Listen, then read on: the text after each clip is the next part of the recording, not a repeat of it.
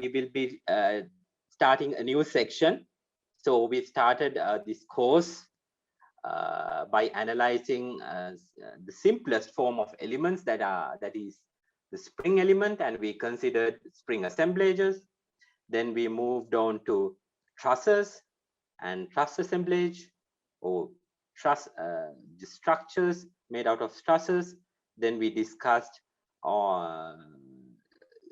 concepts on beams and how to tackle point loads as well as distributed loads. And today we will be talking about, all this time we were talking about line elements, so to say. So today we will be talking about, we will be expanding our knowledge by focusing on, let's say, two-dimensional elements. We call it plane elements, so that we can work around problems in 2 dimensions. And of course, you know, these complex, when we want to analyze complex geometries, most of the cases it is not geometrically well defined, like a truss or like a beam. Most of the time they have awkward shapes, complex geometrical shapes.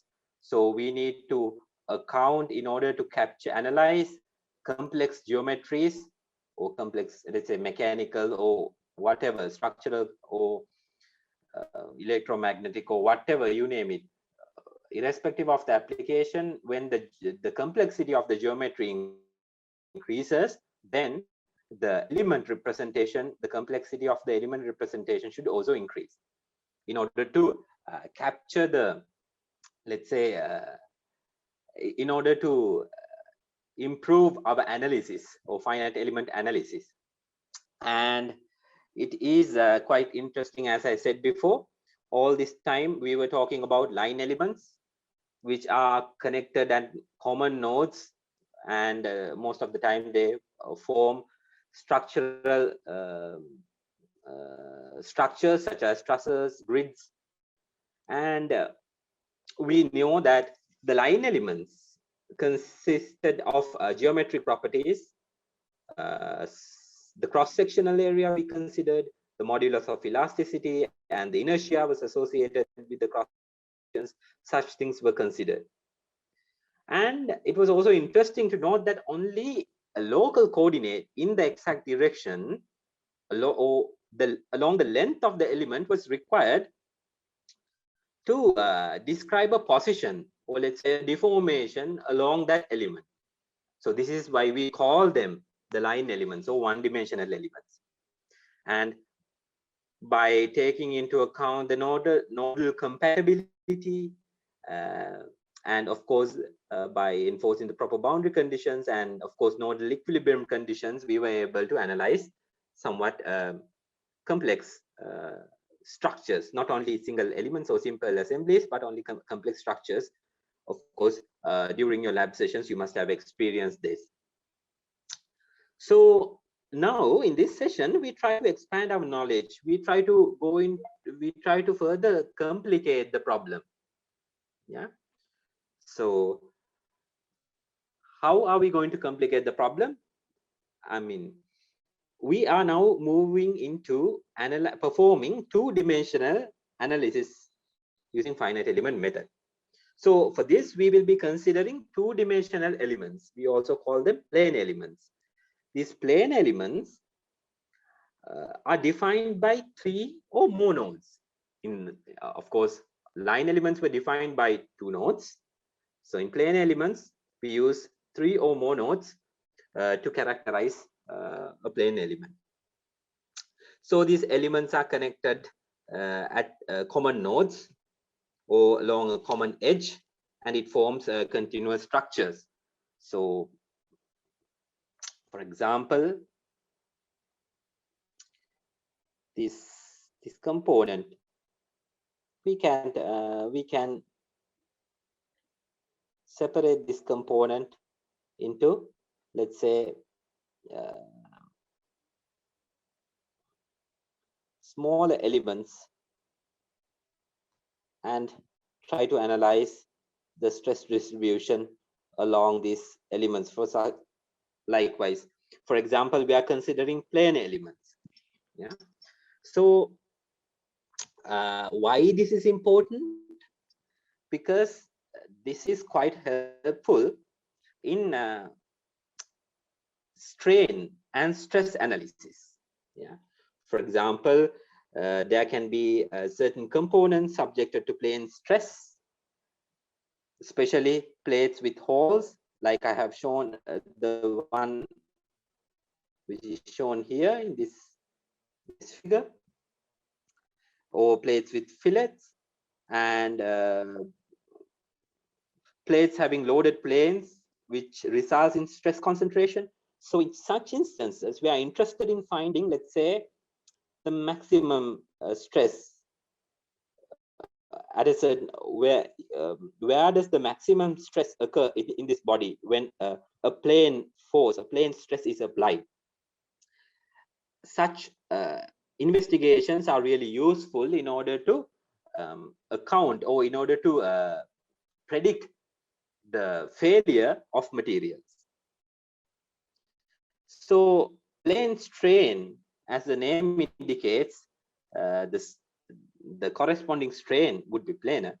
So if we are talking about, let's say, long slender elements, which are, let's say, of course,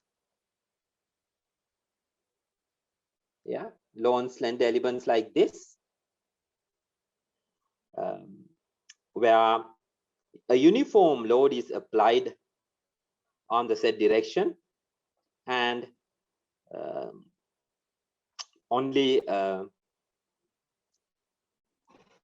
the strain of the material of interest is plane, yeah, along the z direction. Then we consider these problems such as plane strain problems. We will go into more details as to what they really are by understanding what do you mean by plane stress and plane strain. It is quite intuitive. You will realize this. So the motivation behind this study is that to get a hang of, let's say, complex processes, complex geometries, and when we talk about complex geometries, we try to simplify the problem that into two segments. We consider the plane strain case and we consider the plane stress case. You will see as to why we try to simplify it. Yeah. So what we're trying to do within this chapter is, we will, just like in the previous cases, we will try to develop a stiffness matrix, let's say, for a two-dimensional plane finite element. We will define, we will come up with a, let's say, stiffness matrix for a two-dimensional finite element component, element which we call it a constant strain triangular element. We call it CST. CST meaning constant strain triangular element, because it is kind of like the simplest available two-dimensional element, and it is called constant strain triangular element because it has constant strain throughout this element. Yeah. So we will be deriving the stiffness matrix for this. Of course, I will only highlight the, because this derivation is quite lengthy, I will try to highlight the most important points in this derivation and leave the next some parts for you to study on your own. And we will use this derived stiffness matrix and let's try to work out some problems. By this way, it will be, you will really have a feeling as to how this a two-dimensional finite element analysis can be performed. So before we move on to developing, let's say, the stiffness matrix for a constant strain triangular element, let's try to recap some of the important things that we will be using for the derivation of this constant strain, or from here onwards I will call it CST, constant strain triangular element. So some basic concepts which are required for developing CST stiffness matrix for a CST element. So some of the basic concepts. Before we dive into the topic, let's try to understand as to what plane stress and plane strain means. Yeah.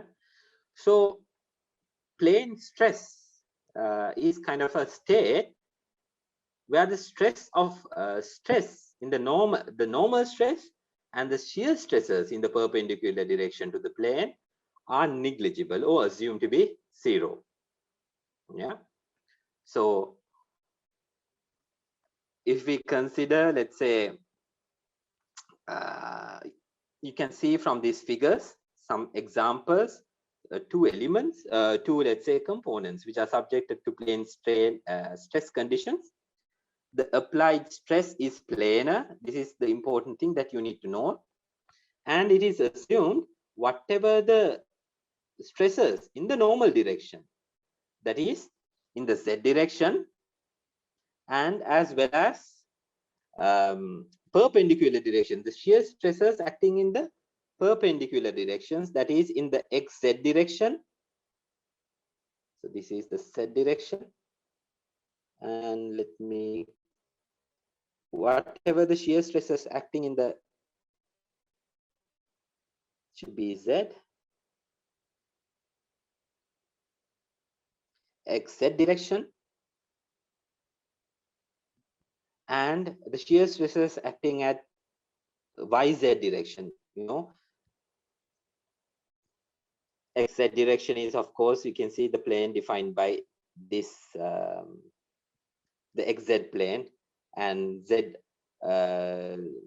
shear stress in the YZ plane is, of course, in this direction. And all, I mean, the normal stress, the shear stresses acting along the perpendicular directions, perpendicular planes, are considered to be negligible or zero. So we consider such cases to be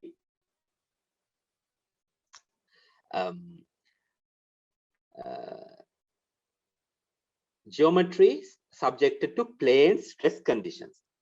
And some important, let's say, characteristic of plane stress elements are they are generally thin members, because if the member is thin, you know, it has a small thickness, then we can assume, it is logical to assume that the shear stresses, whatever the stresses acting in the normal direction, this normal direction, and the shear stresses, the normal direction and the shear stresses acting along the other, let's say, in the thickness directions, can be negligible, and only loads acting on the XY plane are considered. This is important. Yeah. So that is how we characterize this plane stress condition. What is plane strain? So similarly, like plane stress, plane strain can be attributed to a strain component which is planar. In simple terms, you can keep this term in your mind like that. So it is defined to be a strain state where the strain normal to the XY plane, we call it, let's say, epsilon Z, the strain normal to the XY plane, and the shear strains, again perpendicular to in the direction of the XY plane, that is gamma XZ and gamma YZ, are assumed to be zero. Yeah. So what is the important characteristic of such members or such geometries? They are generally long bodies, that is in the Z direction. They are elongated in the Z direction. They have constant cross sections, of course, subjected to loads that can only that do not vary in the Z direction. So in the Z direction, they're subjected to, let's say, a constant loading condition. And of course, they are very long in the Z direction. And when we perform the analysis, only a thin section is required, because it is the continuity or the the same structure or same materials or same, let's say, elements, identical elements are found in the Z direction. So we consider only a thin part of it when we are performing an analysis. So what we consider is, in this case, the strain, the strain along a certain plane is constant. That is the important thing. That is difference between the plane strain and plane stress conditions. In plane stress, the stresses applied are planar. In plane strain conditions, the strains where the geometry is subjected to are planar. So this is the only difference. And after getting a hang of this plane stress and plane stress conditions, the difference between these plane stress and plane strain conditions, now let's try to revoke some memory about using, let's say, some concepts you learned during from the strength of material courses in order to define the plane principal stresses acting on a certain element. Yeah. So for this, we consider a two-dimensional, let's say, a finite, small, infinitesimal component of a material, a plane component, of course. That is why it is mentioned in the XY coordinate system is given. So this element is planar. And if we analyze this, we show the stresses acting on this small element. There are two, let's say, main stress components, the normal stresses, and there are two normal stress components, the normal stresses in the X direction, normal stresses in the Y direction. So this is the equilibrium condition. Should be equal and opposite for this element to be in equilibrium. And the other important stress contribution comes from the shear stresses in the XY direction, and that is along the X edge, that is this one, along the edge X. You see the shear stress acting in XY plane and the shear stresses acting in YX plane and along the Y edge. We call this the Y edge. Yeah. So the moment equilibrium is given, and resulting shear stresses are equal and opposite in magnitude. And if we consider the equilibrium of this element, of course, they are opposite in direction. The shear stresses, considering the moment equilibrium, they are equal in magnitude but opposite in direction. And there can be, we can write down the stress matrix using these three components, isn't it? The normal stress in X direction, normal stress in Y direction, as well as the shear forces. So now our aim is, we would be really happy if we can express these stresses just like we did in the previous cases.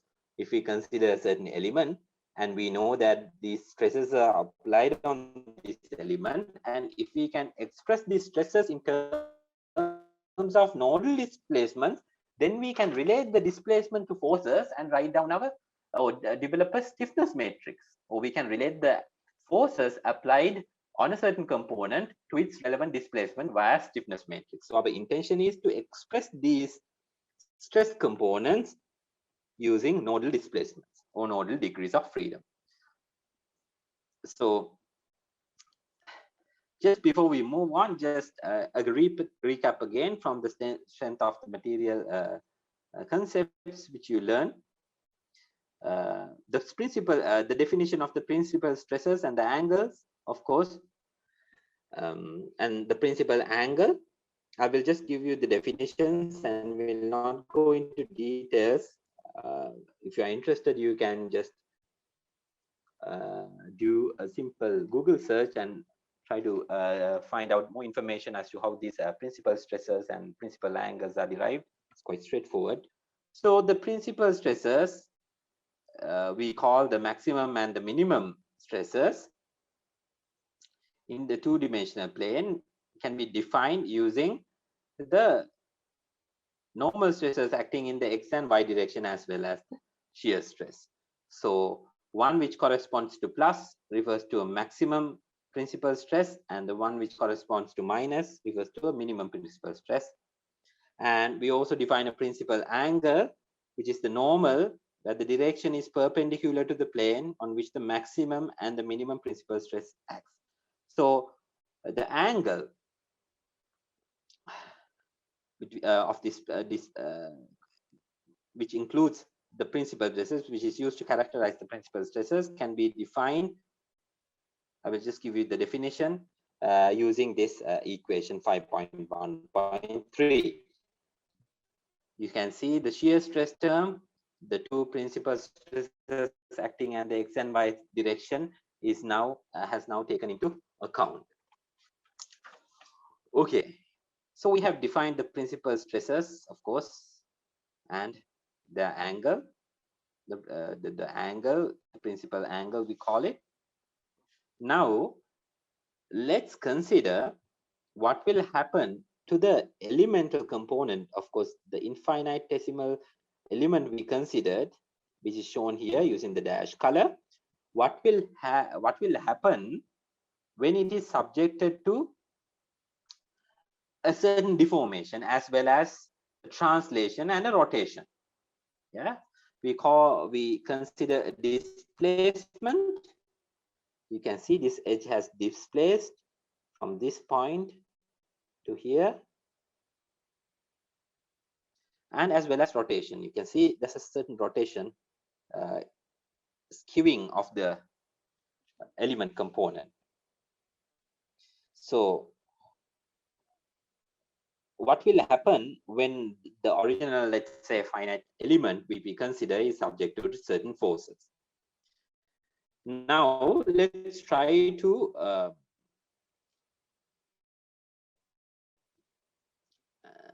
write down the definitions in order to capture this displacement as well as rotations. Yeah, so we are still working on the xy plane, and u and v are defined as displacements. The functions describes the displacement in the x direction is given by u, and the functions which describes the displacement in the y direction is given by v. So we assume, let's say, initially the component has moved by amount of u in the x direction and amount of v in y direction. And of course, since this element is subjected to certain forces, it has also elongated, and the new length of this element is now so it has undergone a certain deformation, which can be obtained by u plus w by w x times dx, the elongation in the x direction. Similarly, the elongation in the y direction. These are the coordinates of the the coordinates of C and B. Then if we talk about rotations, what is the rotation? We can, since this angle is quite small, we can use this angle to define the rotation, which would be given by W V by W X, y W V. This is the finite, let's say, rotation in the y direction, and the corresponding we have to take into account when we consider the angle, the corresponding displacement, the finite displacement in the x direction. So by taking the partial derivative of dabba v by of v by x, we will be able to obtain the rotation angle. Um, and similarly, the rotation angle of AC edge would be able to obtain using dabba u by dabba v. You can consider, simply think of it as a angle defined by in the x and y direction. This is why these terms come into play. So let's try to define the terms that we know in order to form, let's say, the general definitions. Let's try to use the terminology now and try to form the general definitions for the strains in the x direction, y direction, as well as the rotations. Yeah, rotational strain. So it's quite clear. What would be the strain in the x direction? It's dabba u by dabba x, the displacement, the function which provides the displacement in the x direction, and of course you normalize or have to take the derivative by the x direction given in the x direction, which is the, of course you can see the initial length, of course, since it's dx, and the remaining component refers to dabba y. So if you take the derivative of dabba u by dabba x, you will get the strain in x direction, and similarly the strain in y direction would be dabba v by dabba y. So what about the shear strain? So these are the normal strains. Epsilon x and epsilon y provides the normal strains. And what about shear strain, which is given by gamma xy? We know it has two contributions. The one contribution is the rotation of the AB edge given by dabba v by dabba x, this one, this component here, and the other rotation is given by this component dabba u by dabba y, which is given by this component. The shear strain can be summed up in order to capture the total shear strain for the element. Now we can simply arrange it in the matrix form. We can define a strain matrix, strain column matrix. What are the three components? We have normal direction strains in the normal directions and strains in the rotations. So when we consider isotropic materials, that meaning that the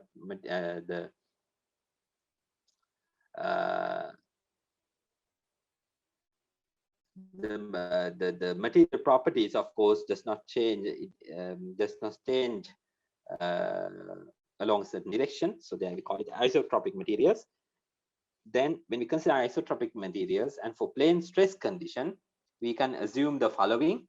That is, whatever the strains applied in the normal direction, that is in the z direction, we already saw this, is 0. The shear stresses applying in the perpendicular directions are again considered to be 0. Yeah. So, yeah. So, keeping this in mind, now, of course, we know that, yeah.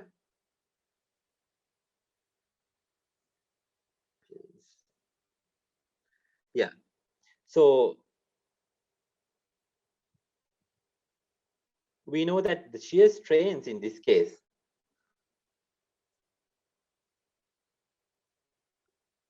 the shear strains, of course,